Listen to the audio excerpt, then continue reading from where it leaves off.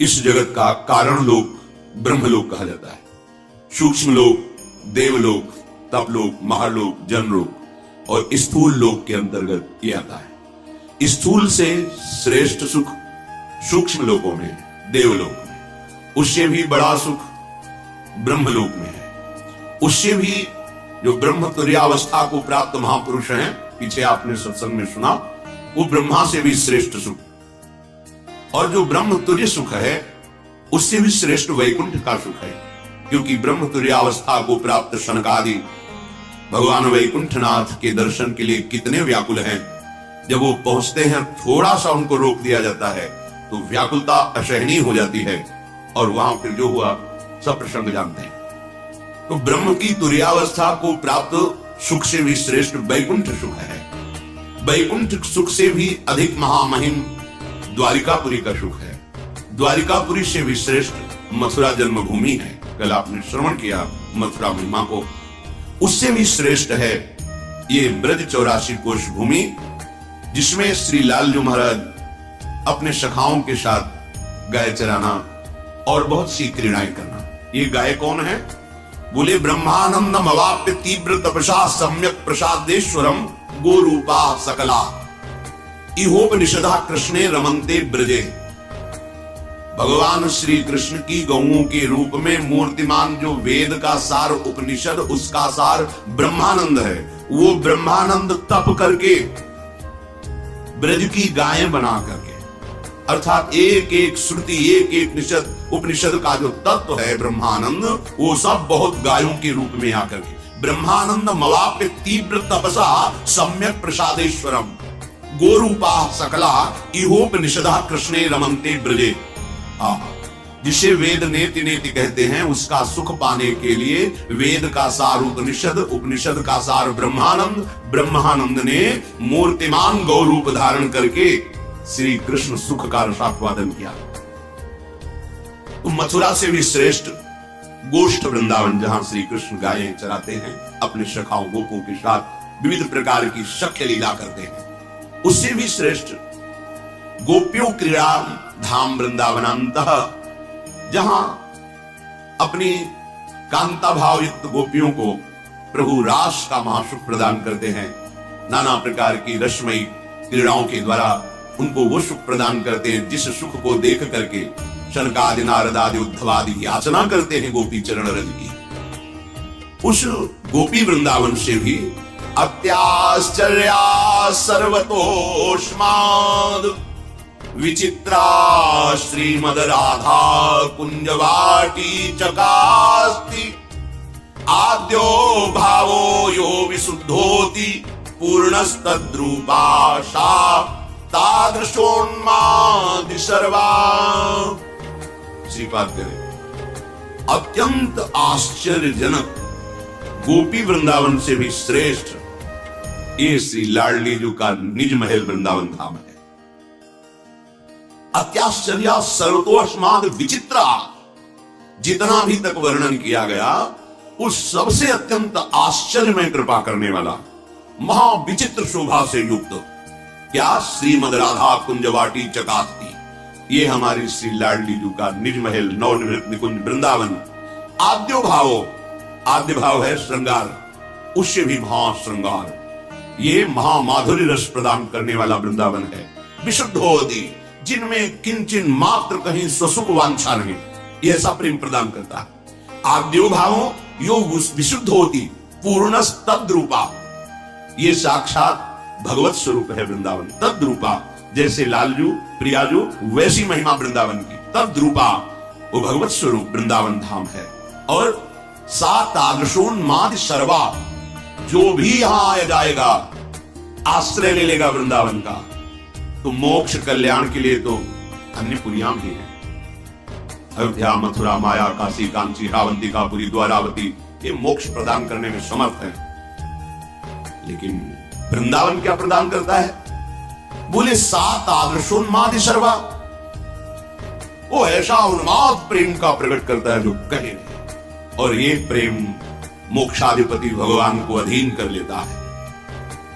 इस महाप्रेम को जो प्राप्त हुए हैं, तुम्हें आश्चर्य होगा सुनकर, प्रभु उनकी चरण वंदना करते हैं श्री कृष्ण चंद्र जी, और हाथ जोड़ करके मधुर वचनों के द्वारा उनकी विनती करते हैं। यस्यास्ते बत्किंकरीषु बहुशः चाटू निवृंदाटवी कंदर्पः कुरुते तवे किमपि प्रेषु प्रसादोत्सवम।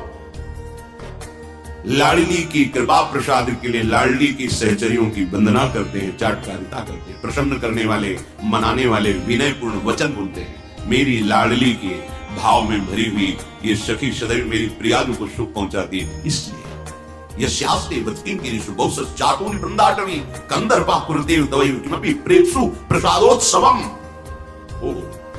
ऐसा प्रेम श्री धाम वृंदावन प्रदान करता है।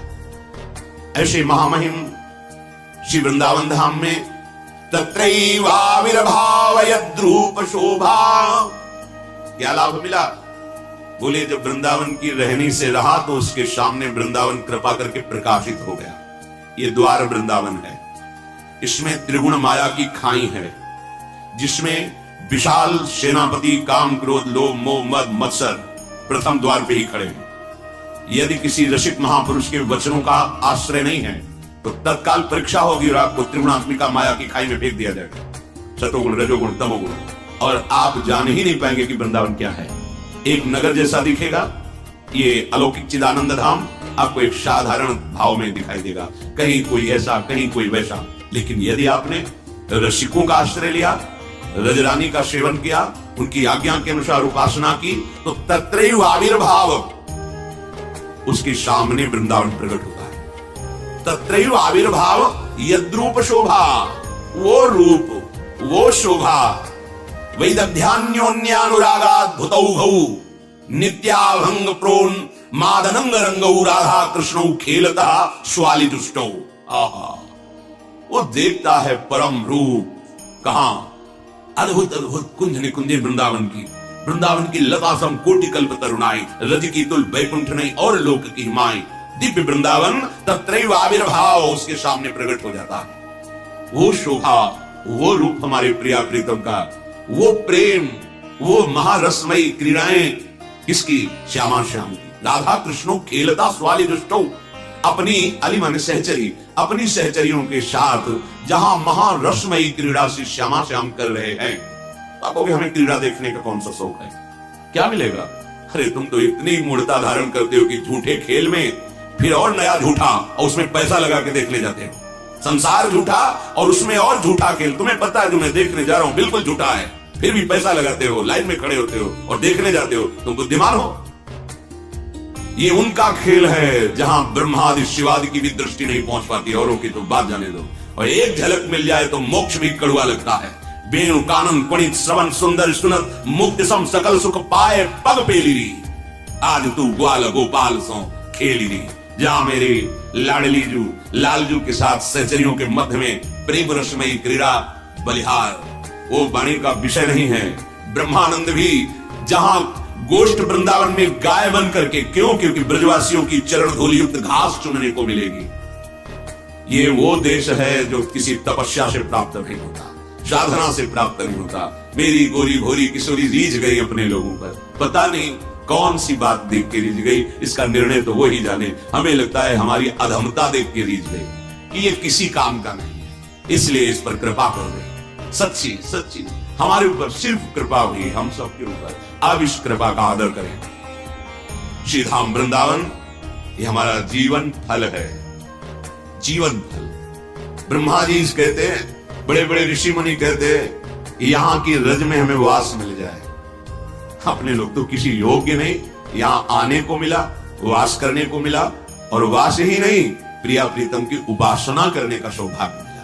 नहीं आते तो हैं बहुत लोग आए, जिससे छुट्टी हुई और उनको रसिकों का संग नहीं मिला, भाव नहीं मिला, तो होटल लिए और ठीक वैसा ही व्यवहार जैसा संसार में करते हैं वैसे व्यवहार करते हैं और मलिनता बढ़ाकर यहां से चले जाते हैं। क्योंकि यहां का किया हुआ सुकृत और भजन जैसे शास्त्रों गुना होता है, वैसे यहां का किया हुआ पापाचरण भी शास्त्र गुना बढ़कर होता है। यदि आप यहां आकर के गंदे आचरण किए, जैसे आप अन्य प्रांतों में जाकर के प्राकृतिक दृश्य देखते हैं, होटलों में रहते हैं और सब सांसारिक क्रियाएं करते हैं, तो भूल मत करना। अन्य तीर्थों में जाने के भी नियम है कि कम से कम 3 रात्रि वास करें तीर्थों में। और बहुत थोड़ा अन्न खाए, पवित्र अन्न खाए या उपवास करे और खूब मंत्र जाप और खूब शास्त्रों का स्वाध्याय करके संत सेवा आदि के द्वारा पुण्य संचित करे, तीर्थों में पुण्य संचित करे। कोई ऐसा झूठ बोलना, अपराध करना, कोई ऐसा मलिन आचरण, वो तो संसार में करने के अवसर है ना आपको। तीर्थ में आए तो परम पवित्र पुण्य संचय किए। लेकिन ये तो धाम है जहां तीर्थों के राजा प्रयागराज भी आकर घुटने टेकते हैं और रज में लौटते हैं। अगर यहां आप बाहर से आए हैं तो बहुत सावधान, शास्त्र संयम के अनुसार करें, बहुत लाभ मिलेगा। आप एक बार भोजन पाएं या एक दिन उपवास कर लें, एक दिन और एक रात थोड़ा कष्ट सहिए, उससे आपको आनंद मिलेगा, आपके पाप नष्ट हो जाएंगे। वैसे तो 3 दिन उपवास का नियम है कि जहां महामहिम तीर्थ आदि में जाए तो उपवास, अल्प आहार, फल आदि कुछ ऐसे थोड़ा, जिससे प्राण पोषण हो गया जल आदि के द्वारा, और खूब नाम जप। बैठ गए यमुना किनारे, पूरी चतुरासी जी गा के सुनाई, यमुना जी सहचरी, बैठकर गुरु मंत्र जपा, नहीं तो 1 घंटा राधा राधा राधा राधा राधा राधा और परिक्रमा की, और यहाँ के शिव विग्रहों के दर्शन किए, और यहाँ के वासियों को मन से प्रणाम किया। अहो भाग्य, जहां मुझे 1-2 दिन का अवसर मिला है वहां आप रोज वास करते हैं। भले आप कैसे हैं, निश्चित आपका उद्धार हो जाएगा अगर इस भाव से चलेंगे, क्योंकि महामहिम श्री वृंदावन धाम है। सबसे आने वालों से प्रार्थना है, आप जो व्यसन करते हैं, बीड़ी सिगरेट जो भी आदि आदि आदि, 3 दिन तो ना करें अगर बाहर से आए हैं। अगर 1 दिन के लिए आए तो आपके पास ज्यादा अवसर ही नहीं। आप यहां अगरबत्ती का धुआं, धूप बत्ती का धुआं, क्योंकि श्री जी है ना, श्री जी का मैं, आप सिगरेट पिए से फेंक दी और आपकी जूठी सिगरेट किसी वैष्णव के पैर के नीचे पड़ी, वो परिक्रमा दे रहा है तो आपके सारे सुकृत नष्ट हो जाएंगे। आपने मसाला खाया, तंबाकू खाई, थूक दी, और वो थूक किसी वैष्णव जो नाम जब मंत्र जब करते हुए जा रहा है, आपके पुण्य नष्ट हो जाएंगे। बहुत सावधान, ये धाम है। इसीलिए बड़े बड़े आचार्य महापुरुषों ने धाम जाने वाले अपने निज जनों को बहुत सावधान करके भेजा है कि वो समर्थ है उन्माद प्रेम का प्रकट करने में, पर अपराध किया तो समर्थ भूमि है।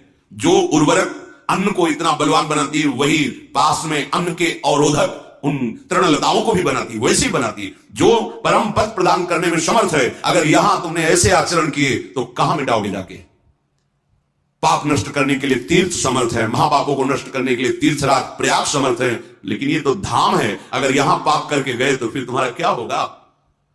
कितना भी महापाप बन गया हो, आगे इस वर्णन है। यदि धाम की रज माथे पे लगा ली, राधा राधा, उड़ गया, खत्म, नष्ट हो गया, आगे भोगना ही नहीं पड़ेगा आपको। लेकिन यहां करके ठीक है, आप 1 दिन रुकिए, लेकिन संयम से रुकिए, धैर्य पूर्वक रुकिए।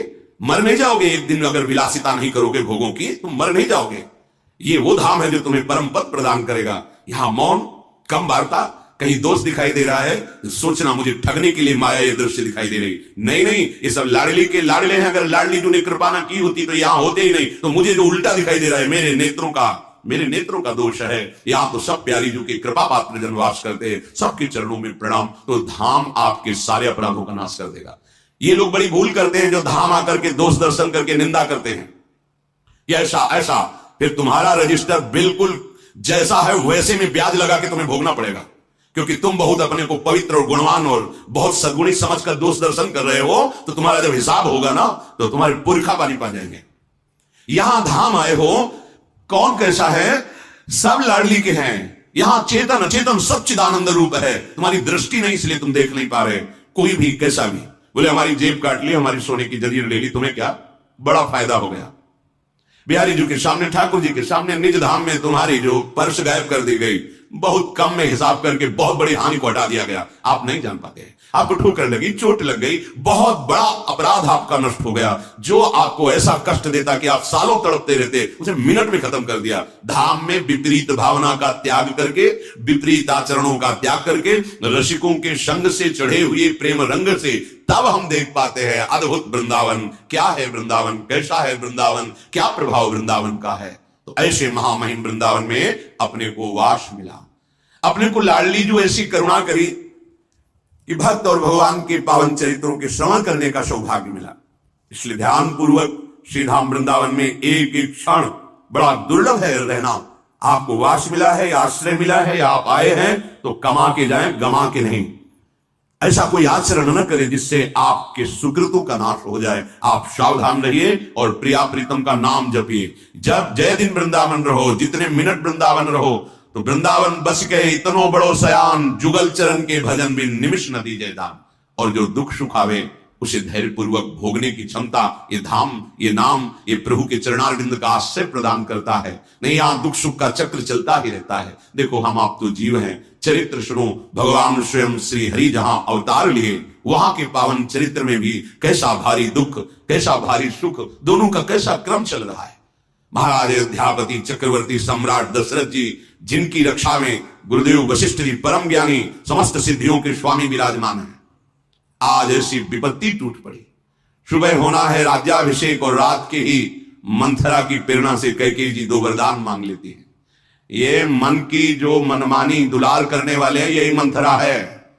ध्यान रखना, ये जो मन है यही मंथरा है। ये ऐसी दुष्ट सलाह देता है, यहां राम का राज्याभिषेक ना हो। ध्यान रखना, कभी मन सलाह नहीं देता कि भगवत प्राप्ति कर लो। ये सदैव सलाह देता है ऐसे भोगों में लगाने की जो सर्वनाश कर दे। मंथरा की सलाह में आ गई कैकेयी जी। पहले तो डांट लगाई थी, पर जब बार बार तो लगा कुछ है, ऐसे ही मन है, एक बार डांट लगाने से काम नहीं चलेगा। हर बार इसकी बात में जो शास्त्र विरुद्ध हो, धर्म विरुद्ध हो, इसकी सलाह बिल्कुल मत मानिएगा। ये हमारे अंदर बैठा हुआ हमारा मित्र बनकर ये हमारा बड़ा भारी शत्रु है, जो मुझे ठग रहा है, भगवत विमुख कर रहा है। जब भगवान श्री राम को पता चला कि ऐसा वरदान मांगा गया है, प्रभु कौशल्या जी से अनुमति ली। प्रभु को वनवास के लिए जाते देखकर सियाजू ने अनुमति ली। सियाराम को वनवास जाते देखकर लखनलाल ने अनुमति प्रभु से ली। फिर सुमित्रा जी के चरणों में प्रणाम करके उनसे अनुमति ली। डर रहे थे कहीं मां ना कह दे, पर बलिहारी है, धन्य है वो मां जो भगवान के मिलन के लिए अपने पुत्र को आज्ञा कर दे। दूसरे के पुत्र को भजन करते देखकर अच्छा लग सकता है, हाँ बड़े भाग्यशाली है, लेकिन जब अपना पुत्र भजन करने लगेगा तो अब अच्छा नहीं लगेगा, क्योंकि पता चलेगा कि अगर ज्यादा ये भजन में लगा तो मोह ममता का त्याग कर देगा, फिर क्या होगा। ये मन बड़ा विचित्र है, बहुत विचित्र है। लक्ष्मण जी ने सोचा कहीं माता मोहवश ऐसा ना कह दे कि नहीं नहीं लाला, तुम यहीं अयोध्या में रहो, पर धन्य है माता। माता ने कहा भूरि भाग भाजन भयहु मोहि समेत बलि जाऊं, जो तुम्हारे मन छाड़ी चलू कीन्ह राम पद ठाऊं। लाल, लखन लाल, मैं बलिहारी जाती हूं। ऐ पुत्र, आज मैं कह सकती हूं कि बहुत मेरा सौभाग्य है, क्योंकि मेरे पुत्र लाल आपने छल छोड़कर राम जी के चरणों का आश्रय और प्रेम प्राप्त किया है। आज मैं बलिहारी जाती हूं तुम्हारी, कि मुझे तुम्हारे जैसा राम भक्त पुत्र मिला है। पुत्रवती जुवती जग सोई, रघुपति भगत जासु सुत होई, न तरु बांझ भली बादी बियानी, रामु विमुख सुत ते हित जानी, तुम्हारे भाग राम बन जाही, दूसर हेत तात कछु नाही, सकल सुकृत कर बड़ फल एहु, राम सीय पद सहज सनेहु।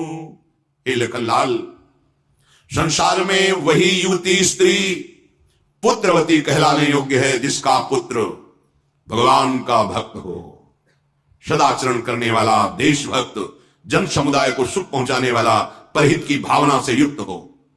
अगर ऐसा नहीं, भगवत विमुख है, केवल अपने स्वार्थ परायण अधर्माचरणों से उदर और जनेन्द्री के पोषण में लगा हुआ है, तो बोले ऐसे पुत्र से तो बांध रहना मां का अच्छा है। पशु की भांति प्रसव करना, बियानी शब्द पशुओं में लगाया जाता है। गाय भी आ गई, बियानी माने पुत्र जन्म होना। वो पशु की तरह पुत्र को जन्म दे रही है, जो देशभक्त रही है, भगवत भक्त रही है, हित की भावना नहीं रखता, संयम से नहीं चलता, मनमानी अधर्माचरण, तो उससे अच्छा था मां बांध रह जाती, पुत्र प्रकट ही ना होता। भगवान की इस महान सगुण वृत्ति से रहित, सम्मुखता से रहित बांध रहना अच्छा है। वो व्यर्थ में पुत्र को प्रकट किया। तात, तुम्हारे भाग्य से तुम्हें भगवान जो वन जा रहे हैं ना, तुम्हें महासुख देने के लिए जा रहे हैं, क्योंकि तुम्हें सेवा का अवसर मिला। मुझे तो और कोई कारण नहीं दिखाई दे रहा, क्योंकि समस्त तपस्या, साधना और पुण्यों का फल है भगवान श्री हरि के चरणों में प्रेम हो जाना। समस्त साधनाओं का, पुण्यों का फल है हृदय में प्रभु से अपनापन हो जाना। पुत्र कैसे वनवास करना, माता उपदेश कर रही। राग रोषु ईर्षा मधु मोहु, जन सपने हूं इनके बस हो। सकल प्रकार विकार बिहाई, मन क्रम भजन करेहु सेवकाई। कभी राग काम के अधीन मत होना, सहसा कोई क्रोध के वश में होकर कार्य मत कर देना, कभी किसी से ईर्ष्या मत करना, कभी अहंकार मत करना, और मोह का त्याग करके जिस प्रकार से प्रभु को सुख मिले वैसे ही रहना। कोई भी विकार तुम्हें परास्त न कर पावे, सावधान रहना। वनवासी के लिए आदेश है। राग का तात्पर्य रजोगुण, रजोगुण से काम प्रकट होता है। काम नहीं अर्थात भोग वासना का त्याग, रोष नहीं, क्योंकि कामना की पूर्ति में बाधा पड़ने पर क्रोध आता है। कामा संजायते क्रोधा, क्रोध नहीं, ईर्ष्या नहीं, अहंकार नहीं, मोह नहीं। सकल प्रकार विकार विहाई, जो भगवत विमुख करने वाले विकार हैं, इनको त्याग करके मन से, वचन से, कर्म से केवल अपने आराध्य देव की सेवा में मगन रहना। मन क्रम वचन करे शिवकाई। हे मेरे लाल, मेरा उपदेश तुम हृदय में धारण करो, सदैव ऐसे आचरण करना जिससे श्री राम सुखी होवे, प्रसन्न हुए। श्री कृष्ण अनुकूल लेन, अपने आराध्य देव के अनुकूल आचरण। हमारा कोई आचरण हमारे आराध्य देव को दुख ना पहुंचावे। प्रतिकूल से वर्जनम। लक्ष्मण जी को ऐसी आज्ञा दी, सुमित्रा जी ने हृदय से लगाया और कहा सदैव राम चरणों में रति हो। ऐसा आनंद लखन लाल को मिल रहा है मानो सर्वस्व मिल गया हो। प्रभु के साथ प्रभु की निरंतर सेवा का सौभाग्य। मातु चरण सिरुनाई, चले तुरत संकित हृदय। बागुर विषम तुराई, मनहु भाग मृगु भाग बस। माता के चरणों में नवाकर चले। फिर हृदय में शंका हो गई, अभी महाराज के पास जाना है, कहीं महाराज ना रोक दें दशरथ जी।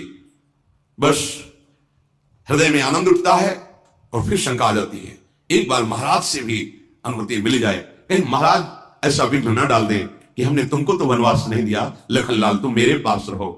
ऐसा विचार, कभी आनंद उठता है प्रभु के साथ रहने का, कभी महाराज रोक न दे, ऐसी सशंकित वृत्ति हो जाती है। वहां पहुंचे जहां श्री राम जी इंतजार कर रहे हैं।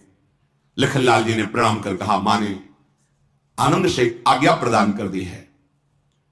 प्रभु श्री राम लखन तीनों जा रहे हैं कैकेयी के भवन में। नगर की संपूर्ण प्रजा सब मार्ग के आसपास खड़ी विलाप कर रही कि हाय अब क्या होगा, हम सबका क्या होगा। सब हाथ मल रहे हैं, कोई सिर पीट रहा है, कोई बड़ा व्याकुल होकर मूर्छित हो रहा है। अपार भीड़ लगी हुई कैकेयी के भवन के द्वार पर। प्रभु महल में प्रवेश किया। सुमंत्र जी ने महाराजा ध्यान की जय हो, रघुनाथ जी पधारे हैं। आंख खोल करके महाराज दशरथ जी ने देखा श्री राम लक्ष्मण व्याकुल हो गए, समझ गए कि ये तीनों हमें लगता है वन के लिए तैयार होकर के आ रहे हैं। इशारे बोलने की तो सामर्थ्य नहीं, इशारे से बुलाया। ऐसे तीनों को हृदय में ऐसे लगा के बहुत व्याकुल, कुछ बोल ही नहीं पा रहे। प्रभु ने महाराज पिताश्री के चरणों पे कर कमल रखा और कहा, आप बिल्कुल शोक मत धारण कीजिए, आप आनंद पूर्वक हमें आदेश कीजिए। आपकी आज्ञा पालन में जो हमें सुख है वो राज तिलक में सुख नहीं है। हिम्मत की महाराज दशरथ जी बोलने के लिए राम जी का हाथ अपने हाथ में पकड़कर कहा, सुनहु तात तुम कहां मुनि कहि, राम चराचर नायक आहि। पुत्र, हे राम, मैंने बड़े बड़े मुनियों से ये बात सुनी है कि तुम केवल हमारे पुत्र नहीं हो, चराचर जगत के स्वामी हो, भगवान श्री हरि हो। मैंने गुरुदेव के मुख से भी यही बात सुनी है, बड़े सिद्धांत सुने हैं। हे राम, यह उल्टा कैसे हो रहा है? मैंने तो ऐसा सिद्धांत महापुरुषों के मुख से सुना है कि जो जैसा कर्म करता है उसको वैसा भोगना होता है, लेकिन मुझे अब यहां सब उल्टा दिखाई दे रहा है। करे जो कर्म पाओ फल सोई, निगम नीति ऐसी का सब कोई। पर हे राम, आपने ऐसा कौन सा कर्म किया? पाप तो मेरा हुआ होगा, भोग आपको मिल रहा है। और करे अपराध को और पाओ फल भोग, अति विचित्र भगवंत गति को जग जाने जोग। हे राम, अपराध कोई और करे, उसका दंड कोई और भोगे, ये श्री हरि की विचित्र लीला है। कैसे में तुम्हारा क्या अपराध जो तुम्हें नंगे पैर 14 वर्ष वन का कष्ट भोगना पड़ेगा? अपराध तो मेरा हो सकता है, फल आपको भोगना पड़ रहा है। बहुत समझाने की चेष्टा की, मत जाओ। प्रभु ने कहा कि आप सत्य प्रतिज्ञ हैं, आपके वचनों का पालन करना मेरा परम कर्तव्य है। पिताश्री, अब आप दुखी मत होइए, मैं वही करूंगा जिससे आपका यश हो, आपको सुख पहुंचेगा। देख लिया है मानने वाले, सीता जी का कर कमल पर कर बैठा रहा, दुलार करते कहा, बेटा अगर तुम यहां रुक जाती तो मेरे प्राण बच जाएंगे। तुम्हें देखकर विरहाग्नि कुछ शांत होती रहेगी। कौशल्या का बार बार आपका दर्शन करके जीवन सुरक्षित रहेगा। तुम रुक जाओ। बड़ा भयानक वन है, बड़े दुख होते हैं उसमें।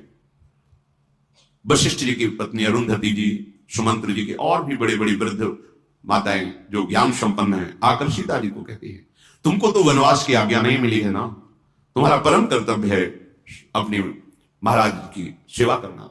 दशरथ जी तुम्हारे ससुर हैं, कौशल्या जी तुम्हारी सास हैं। ऐसी विपत्ति में तुम भी साथ नहीं दोगी तो इनकी दशा क्या होगी? सीता जी विचार करती है, यदि बड़े जनों को उत्तर नहीं देंगी तो ठीक नहीं रहेगा, इस समय उत्तर देना चाहिए। उन्होंने कहा कि आप जो भी वर्णन कर रही हैं ये सब धर्म है। क्या कभी ऐसा सुना है कि शरीर से छाया को अलग किया जा सकता है? क्या कभी ऐसे सुना है कि जीव अंतर्ध्यान हो जाए और शरीर चैतन्य रहे? यदि ऐसा नहीं तो फिर राम के बिना सिया नहीं रह सकती। राम की छाया सिया है, राम अगर जीव तो सिया देह है। मैं बिलग नहीं रह सकती। मुझे क्षमा किया जाए, उत्तर नहीं देना चाहिए, पर मैं प्रभु के बिना प्राण नहीं रख सकती। कैकेयी जी को बहुत क्रोध आया, तमतमा करके उठी और मुनियों के मृगचर्म, मेखला और कमंडल रख दिया गया, इनको पहनो, यहां ज्यादा बात करने की आवश्यकता नहीं। कैसा स्वरूप कैकेयी का भगवान ने प्रकट कर दिया, थोड़ी भी करुणा नहीं, कोई दया का लेस नहीं। इनको पहनो और तत्काल वन के लिए गमन करो। महाराज दशरथ आंख खोलकर कैकेयी की तरफ देख रहे हैं, बस अब तो प्राण निकलना ही चाहेंगे। कैसे मैं रह सकता हूं? इसको रोकना चाहिए तो और आकर मुनियों के वस्त्र दे दिए, और प्रभु तो ऐसे मुस्कुरा रहे जैसे राज तिलक हो रहा हो। तत्काल वस्त्र परिवर्तन किए, मुनिवेश में भगवान श्री राम, लखन और सिया जी। महाराज मुनिवेश में देखते ही फिर मूर्छित हो गए। किसी को महल में कुछ सूझ नहीं रहा, कोई उपाय नहीं सूझ रहा। प्रभु ने दशरथ जी के चरणों में झुककर प्रणाम किया, माता कैकेयी के चरणों में मस्तक रख बलिहारी। कहीं भी ईर्ष्या, द्वेष, रोष, क्रोध कहीं भी नहीं प्रभु के हृदय में। इन्हीं का जब अवतरण होता है भक्त के हृदय में, तब ये स्वभाव आता है। ये भगवत स्वभाव है, ये प्राकृतिक गुण नहीं है। ये चिदानंद प्रभु का चिंतन करते करते ब्रह्मविद ब्रह्मयु भवति, वो भगवत स्वरूप हो जाता है, तब ये महिमा उसके हृदय में जागृत होती है। प्रभु सीधे कैकेयी जी के महल से निकले, गुरु वशिष्ठ जी के पास में। बड़ी मर्यादा, एक एक चरित्र में मर्यादा, पुरुषोत्तम भगवान श्री राम की मर्यादा। सीधे वशिष्ठ जी के दरवाजे पर गए, वहां देखा वशिष्ठ जी अश्रु प्रवाह करते हुए बैठे। परम ज्ञानी, ज्ञानियों में शिरोमणि, यह है प्रेम का प्रभाव कि जिसके कारण मैंने इस कुल का आचार्य पद स्वीकार किया था, वो सुखाग छूट जाएगा। किसके कारण? इस कुल में भगवान का अवतार होगा और रोज मुझे उनके दर्शन मिलेंगे। 14 वर्ष के लिए भगवान का आदर्शन, इसलिए वशिष्ठ जैसे परम ज्ञानी अश्रु प्रवाह कर रहे हैं। हे गुरुदेव, इस सारी प्रजा आपके चरणों में समर्पित है। महाराज इस समय बहुत दुखी हैं, आपके ऊपर पूरी अयोध्या का भार, आप इसे कोई भी प्रजा दुख ना पावे, हे गुरुदेव आप ऐसा विधान बनाते रहना, समस्त जो ब्राह्मण जन हैं, भिक्षुक जन हैं, इनको आप खजाने से, अवध नरेश का खजाना भराओ, सदैव इनको देते रहना, कोई भूखा ना रहे, कोई कष्ट ना पावे। महल के समस्त दास दासियों को बुलाकर कहा, गुरुदेव ये आपके चरणों में, इनको कभी कोई दुख ना हो, क्योंकि आप ही इनकी रक्षा करेंगे। हाथ जोड़कर बोले, हे गुरुदेव आप पिताश्री माताश्री को ऐसे उपदेश देते रहना जिससे उनके प्राणों की रक्षा होती रहे, विरहाग्नि कहीं उनके प्राणों को शरीर से वियोग ना कर दे। और समस्त नगरवासियों से हाथ जोड़कर कहा, हम आप सबसे प्रार्थना करते हैं, जो गुरुदेव आज्ञा करें उसी के अनुसार चलना। ऐसा प्रयास करना कि महाराज और हमारी मां एक कभी विरह में इतना व्यथित ना हो जाए कि उनके प्राण निकल जाए। आप लोग इतिहास पुराणों की कथा कहकर समझाते रहना। गुरुदेव के चरणों में साष्टांग प्रणाम किया। राम लखन जी ने, सिया जी ने प्रणाम किया। फिर भगवान महादेव जी का स्मरण करके, भगवान श्री राम अवधपुरी को प्रणाम करके, भगवान का ये जन्म स्थान जगत मंगल करने वाला है अयोध्यापुरी को भगवान ने प्रणाम किया। जे ही अयोध्या से बाहर निकलने के हुए पूरा नगर साफ है, बस वो गोद के बच्चे और जो चल नहीं पाते वो वयोवृद्ध, उनको छोड़कर हाहाकार मच गया। जिधर देखो हा राम, हा लक्ष्मण, हा सिया, हम कैसे जिएंगे, सब भाग पड़े प्रभु के पीछे। थोड़ी देर में मूर्छा दूर हुई। महाराज राम राम, सुमंत्र जी पास ही बैठे थे, मस्तक सहलाने लगे। कहाँ है राम? प्रभु वो तो अब अयोध्या से निकलने ही वाले हैं, वनवासी वेश में, तीनों तो जा रहे हैं। फिर मेरे प्राण क्यों टिके हुए हैं? मेरे प्राण क्यों नहीं जा रहे? मुझे लगता है मेरा बड़ा भाग्य है जो प्राण नहीं निकल रहे। इससे बड़ा दुख और क्या हो सकता है? ऐसे दुख में भी प्राण नहीं निकल रहे। सुमंत्र जी, तुम मेरे मित्र भी हो, मेरे प्रधानमंत्री भी हो, तुम्हारे जैसा कोई मेरा हृदय की बात जानने वाला नहीं। देखो तुम मेरा रथ लेकर जाओ और दोनों कुमारों को और जानकी जी को रथ में बैठाना, 2-4 दिन वन घुमाना, फिर ले आना। कह देना महाराज का यही आदेश है, तुम्हारी भी बात रह गई, वन घूम लिए, अब वापस चलो। फिर रोने लगे। फिर धैर्य धारण किया। कहा हो सकता है राम सत्य प्रतिज्ञ हैं, लखन राम का ही अनुसरण करते हैं, ये दोनों शायद मेरी बात अब ना माने। तो तुम जब देखना कि ये दोनों बात नहीं मान रहे तो तुम सीता जी को जरूर ले आना। अगर कभी किसी वन की दृष्टि को देखकर जहां वो डरे, तहां तुम हमारी बात रख देना कि देखो तुम्हें अभी वन को देख के डर लग रहा है, महाराज आपको बहुत याद, आप वहां चलो, अयोध्या चलो, कभी जनकपुर में